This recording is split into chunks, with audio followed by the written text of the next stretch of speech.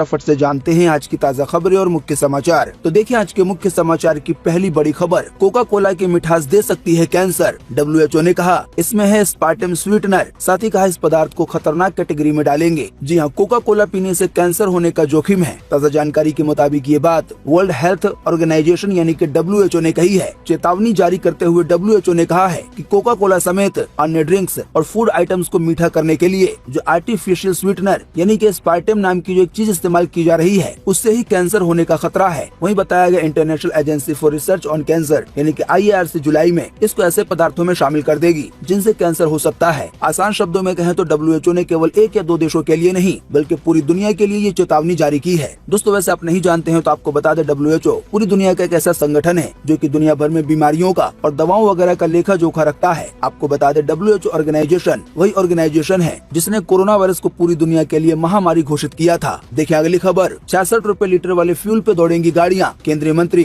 नितिन गडकरी ने कहा अगस्त के महीने में लॉन्च करूंगा 100% एथेनॉल पे चलने वाले वाहन। जी इंडिया में 100% एथेनॉल फ्यूल पे चलने वाले वाहन अगस्त के महीने में लॉन्च किए जाएंगे। Transport and highway minister Nitin Gadkari ने अभी हाल ही में बीते गुरुवार को यानी कि 29 जून को एक इंटरव्यू में कहा है कि देश में क्रांतिकारी पहल होगी जो import option, cost effective, pollution free और पूरी तरह स्वदेशी होगी। बताया गया वर्तमान में भारतीय बाजार में एथेनॉल की कीमत लगभग 66 रुपए लीटर के आसपास है। दोस्तों ऐसे आप नहीं जानते हैं तो आपको बता दें, एथेनॉल एक तरह का फ्यूल है। जैसे कि पेट्रोल होता है, CNG होता है, डीजल वगैरह होता है, तो इसी तरह से एथेनॉल भी एक तरह का फ्यूल माना जाता है जो कि अभी 66 रुपए लीटर मिलता है। तो बताया गया एथेनॉल फ्यूल से जो गाड़ियाँ चल सकती हैं उन्हें आने वाले अगस्त के महीने में लॉन्च किया जाएगा। आसान शब्दों में कहें तो ऐसा पहली बार होगा कि आने वाले अगस्त के महीने में इस तरह के वाहन लॉन्च किए जाएंगे जो कि 100% एथेनॉल वाले फ्यूल पे चलेंगे। तो आने वाले अगस्त के महीने में अगर सच में ऐसा हो जाता है तो उम्मीद है भारतीय सड़कों पर एथेनॉल फ्यूल वाले 2 व्हीलर और कारें दौड़ती हुई नजर आएंगी। बताया गया बजाज, TVS और हीरो कंपनी ने भी 100% एथेनॉल पे चलने वाली मोटरसाइकिलें बनाई है। देखिए अगली खबर, स्वीडन देश में मस्जिद के बाहर जलाई गई कुरान, अकेला प्रदर्शनकारी था। वहाँ की सरकार ने अभिव्यक्ति की आजादी के तहत परमिशन दे दी। जी हाँ, स्वीडन देश में ईद उल अजहा के मौके पर स्टॉकहोम की एक मस्जिद के बाहर एक व्यक्ति ने कुरान जलाकर प्रदर्शन किया। CNN के मुताबिक अभिव्यक्ति की आजादी के तहत यानी कि इंसानी आजादी के तहत उसको प्रदर्शन करने की परमिशन दी गई थी। रॉयटर्स के मुताबिक प्रदर्शन कर रहे व्यक्ति ने कुरान के कुछ पन्नों को फाड़कर उसमें आग लगा दी। इसके बाद उसने स्वीडन का झंडा भी लहराया। वहीं बताया गया इस प्रदर्शन को देख रहे 200 लोगों में से कुछ उसके पक्ष में थे तो कुछ लोग उसके विरोध में नारे लगा रहे थे। वहीं अब इस मामले में एक और जानकारी आ रही है जिसमें ये बताया गया है कि स्वीडन देश में कुरान जलाने पर तुर्की देश ने कड़ा विरोध जताया है। तुर्की के विदेश मंत्रालय ने इसे जघन्य अपराध बताया है। विदेश मंत्री हकन फिदान ने ट्वीट करके कहा है कि अभिव्यक्ति की आजादी के नाम पे कोई भी इस्लाम विरोधी प्रदर्शन नहीं कर सकता, हम इसे स्वीकार नहीं करेंगे। अगर कोई देश नाटो में शामिल होकर हमारा साथी बनना चाहता है तो उसे इस्लामोफोबिया फैला रहे आतंकवादियों को काबू में करना होगा। देखिए अगली खबर, कैलाश पर्वत के दर्शन अब भारत से ही हो सकेंगे। उत्तराखंड में मिला है अच्छा व्यू पॉइंट। यहाँ से ये पवित्र पर्वत केवल 50 किलोमीटर दूर है। अब तिब्बत जाने की जरूरत नहीं पड़ेगी। जी हाँ, भगवान शिव का घर माने जाने वाले कैलाश पर्वत के दर्शन अब भारत से ही हो सकेंगे। इसके लिए अब चीन के कब्जे वाले तिब्बत जाने की जरूरत नहीं होगी। बताया गया उत्तराखंड के पिथौरागढ़ जिले की 18,000 फीट ऊंची लिपू लेक पहाड़ियों से कैलाश पर्वत साफ दिखाई देता है। बताया गया इस नए दर्शन मार्ग को स्थानीय ग्रामीणों ने ढूंढा है। वहीं फिर ग्रामीणों की सूचना पे पहुंची अफसरों और विशेषज्ञों की टीम ने रोड मैप, लोगों के ठहरने की व्यवस्था, दर्शन के पॉइंट तक जाने का रूट समेत अन्य व्यवस्थाओं के लिए सर्वे किया है। कुल मिलाकर आसान शब्दों में कहें तो आने वाले दिनों में कैलाश पर्वत का दर्शन करने के लिए चाइना के कब्जे वाले हिस्से में नहीं जाना होगा। देखिए अगली खबर, आम आदमी पार्टी के बाद UCC कानून का समर्थन उद्धव ने भी किया। हालांकि फारूक अब्दुल्ला बोले सरकार इसके नतीजों पर ठीक से विचार कर ले। जी हाँ, प्रधानमंत्री मोदी के देश भर में यूनिफॉर्म सिविल कोड यानी कि UCC लागू करने के बयान का आम आदमी पार्टी और उद्धव ठाकरे गुट की शिवसेना ने समर्थन किया है। हालांकि उद्धव ने सरकार के स्पष्टीकरण की शर्त रखी है। वहीं शरद पवार के नेतृत्व वाली राष्ट्रीय कांग्रेस पार्टी यानी कि NCP ने न तो UCC कानून का समर्थन किया है और न ही इसके खिलाफ गए हैं, यानी कि वो बीच रास्ते में न्यूट्रल हैं। वहीं नेशनल कॉन्फ्रेंस के लीडर फारूक अब्दुल्ला ने कहा है कि सरकार को UCC लागू करने के नतीजों पर बार बार विचार कर लेना चाहिए। वहीं UCC कानून को लेकर एक और बड़ी खबर आ रही है। देखिए अपनी स्क्रीन पर, यूनिफॉर्म सिविल कोड कानून पर आने वाले 3 जुलाई को होगी संसदीय कमेटी की बैठक। इसमें लॉ कमीशन को भी बुलाया गया है, सभी से राय मांगी जाएगी। जी हाँ, लॉ एंड ऑर्डर मामलों की पार्लियामेंट्री कमेटी ने यूनिफॉर्म सिविल कोड यानी कि यूसीसी को लेकर आने वाले 3 जुलाई को बैठक बुलाई है। इस मीटिंग में यूसीसी पर ड्राफ्ट तैयार कर रही लॉ कमीशन को भी बुलाया गया है। भाजपा के राज्यसभा सांसद सुशील मोदी की अध्यक्षता में ये बैठक होगी। मीटिंग में 31 सांसद और कमेटी के सभी मेंबर शामिल होंगे। आसान शब्दों में कहें तो आने वाले 3 जुलाई को जो यूनिफॉर्म सिविल कोड कानून है, इस पर काफी अहम बातें हो सकती हैं। साथ ही में कोई बड़ा फैसला भी लिया जा सकता है। देखिए अगली खबर, पाकिस्तानियों की हज यात्रा है मुश्किल में। सऊदी एविएशन अथॉरिटी ने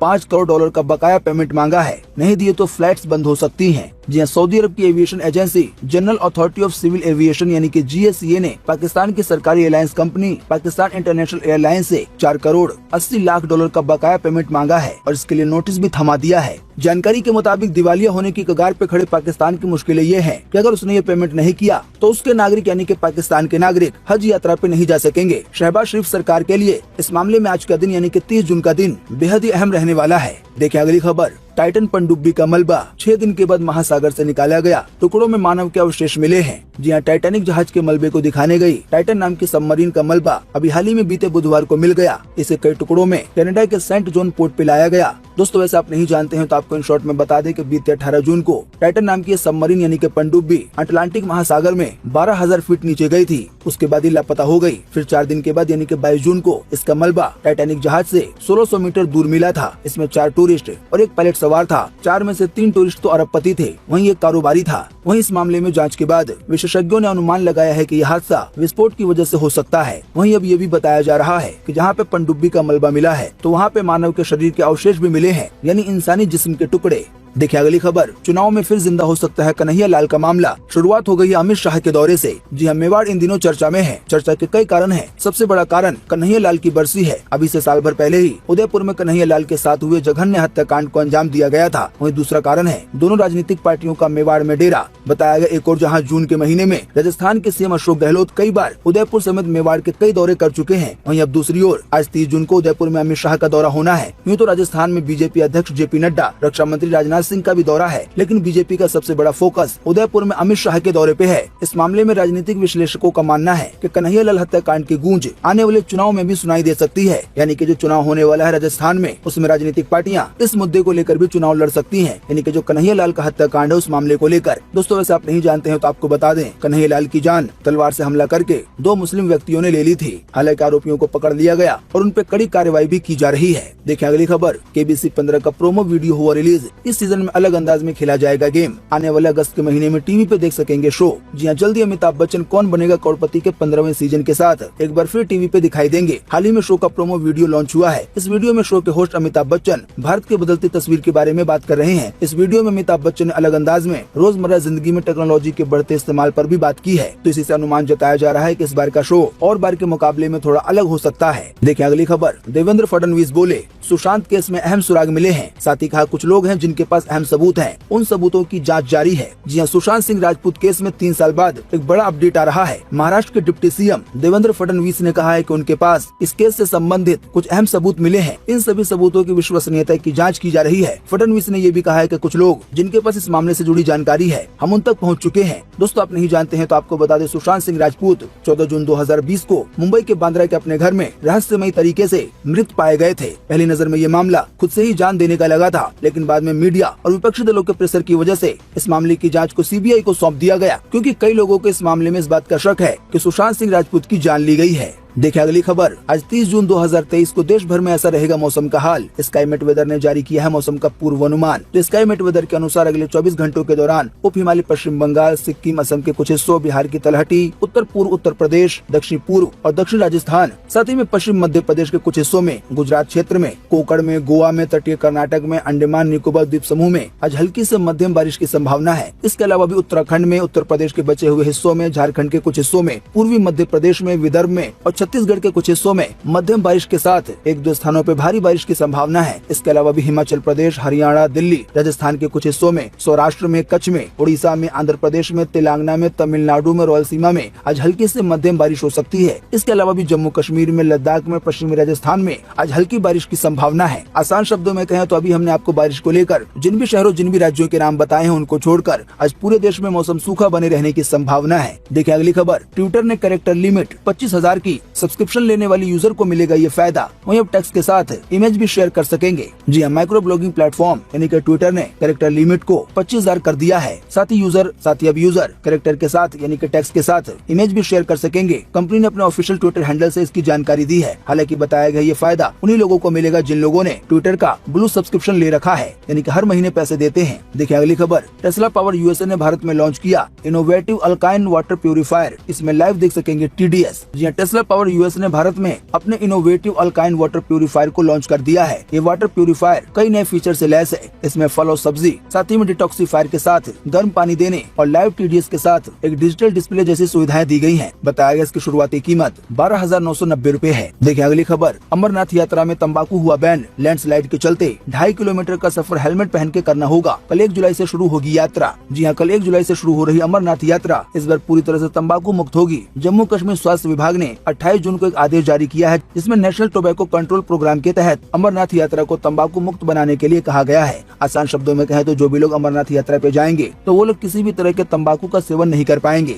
वहीं बताया गया अमरनाथ यात्रा के दौरान 2.5 किलोमीटर का सफर हेलमेट पहन के करना होगा, क्योंकि उस एरिया में लैंडस्लाइड वगैरह होता रहता है, पत्थर वगैरह गिरते रहते हैं। इसी की वजह से देखिए अगली खबर, आलिया सिद्दीकी ने कहा सलमान खान है पक्षपाती, बोली शो में करीबियों को फेवर देते हैं। पर्सनल बात करने पे अभी हाल ही में सलमान खान ने लगाई थी फटकार। जी हाँ, नवाजुद्दीन सिद्दीकी से अलग रहने वाली उनकी wife Alia Siddiqui big boss के घर से बाहर हो गई हैं। बाहर आते ही उन्होंने शो के होस्ट यानी कि सलमान खान पे निशाना साधा है। आलिया ने सलमान खान पे पक्षपात करने का आरोप लगाया है, यानी कि करीबियों के साइड लेने का आरोप लगाया है। वहीं आलिया सिद्दीकी ने ये भी कहा है कि सलमान इस शो में सिर्फ उन्हीं लोगों को सपोर्ट करते हैं जो उनके करीबी होते हैं। आपको बता दें सलमान खान ने अभी हाल ही में आलिया को शो में पर्सनल बातें करने के लिए फटकार लगाई थी। सलमान खान का कहना था कि आलिया सिद्दीकी जब देखो तब अपनी पर्सनल बातें करती रहती हैं। सलमान खान ने ये भी कहा था कि इसकी वजह से शो पे असर पड़ रहा है। देखिए अगली खबर, अनुपम खेर ने रवि किशन की बेटी को दी बधाई। अग्निवीर बनने पे जाहिर की खुशी, बोले इशिता लाखों बच्चों के लिए है मिसाल। जी हाँ, गोरखपुर के सांसद और एक्टर रवि किशन की बेटी इशिता जल्द ही इंडियन आर्मी ज्वाइन करेंगी। इशिता अग्निपथ योजना के तहत डिफेंस का हिस्सा बनने जा रही है। अब इस पर अनुपम खेर ने खुशी जताते हुए रवि किशन की बेटी की तारीफ की है।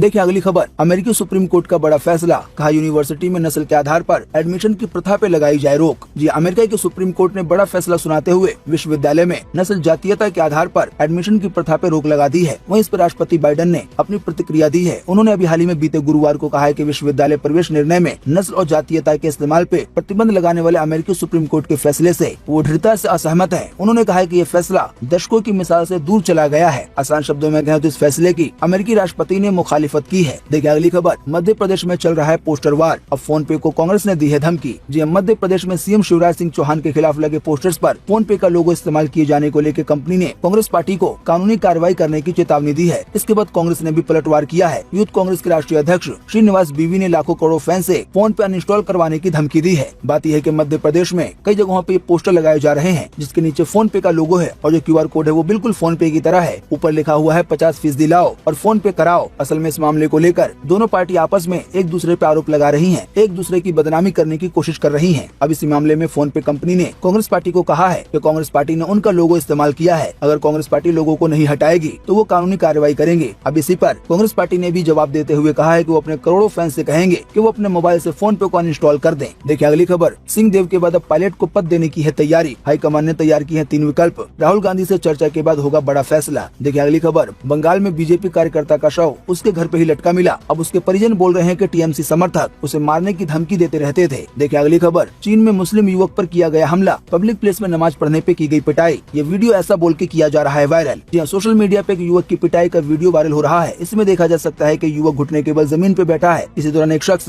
उस व्यक्ति के चेहरे पे लात मारता है। इसके बाद वो उसे घसीटते हुए आगे ले जाता है और जमकर लाते मारता है। अब इस वीडियो को लेकर ये दावा किया जा रहा है कि ये वीडियो चीन का है, जहां सार्वजनिक जगह पे नमाज पढ़ने पर उइगर मुस्लिम युवक की इस तरह से पिटाई की जा रही है। हालांकि इसके बारे में दैनिक भास्कर ने कहा है कि वीडियो के की फ्रेम को गूगल पे रिवर्स सर्च करने पे हमें इससे जुड़ी कई मीडिया रिपोर्ट्स मिली हैं। मीडिया रिपोर्ट्स के मुताबिक जनवरी 2020 का ये वीडियो है थाईलैंड के नखोन प्रांत का। दरअसल वीडियो में दिख रहा चियांग माई नाम का पीड़ित युवक TMN नाम की फाइनेंस कंपनी में जॉब करता था। उसे कंपनी ने ग्राहकों से लोन लोन का पैसा वसूलने के लिए रखा था। कई बार ग्राहक आर्थिक तंगी के चलते लोन नहीं चुका पाते थे। ऐसे में चियांग अपने दोस्तों से उधार लेकर ग्राहकों का लोन भर देता था और जब ग्राहकों को पैसा मिल जाता तो वो अपने दोस्तों से लिया उधार वापस कर देता था। जब इस बात की भनक कंपनी को लग गई, इसके बाद कंपनी ने उसकी बुरी तरह से पिटाई की। तो ये वीडियो उस समय का है। हालांकि अब ये वीडियो बिल्कुल झूठ बोलकर वायरल किया जा रहा है कि वीडियो में व्यक्ति नमाज पढ़ रहा है और ये वीडियो चीन का है और नमाज पढ़ने की वजह से पिटाई की जा रही है। दोस्तों, ऐसा कोई इक्का दुक्का वीडियो नहीं है, बल्कि ऐसे वीडियो लगभग हर रोज आते हैं और लोगों के मनों में कई तरह की भावनाएं उत्पन्न करवाई